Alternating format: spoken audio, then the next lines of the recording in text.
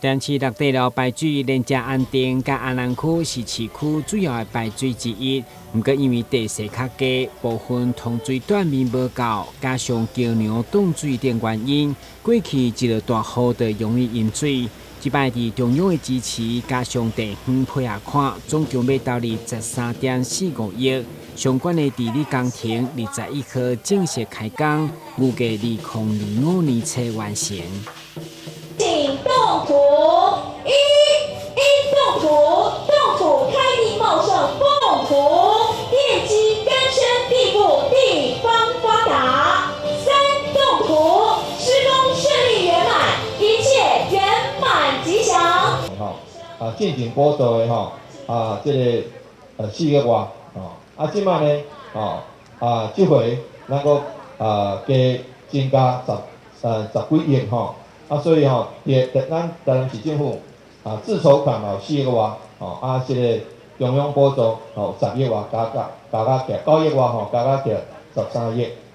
4000万我冒昧的再讲一下后续咱6块寮排水除了今仔日动工的部分这个部分咱包括新顺里、安庆里、中头里布袋里、九邦里，甲隔壁区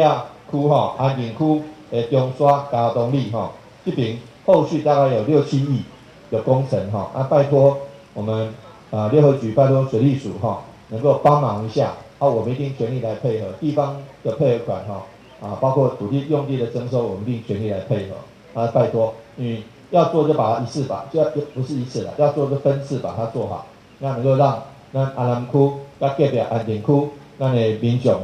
会当对着这个饮水的代志莫讲隔摆落雨，大家就开始要把这个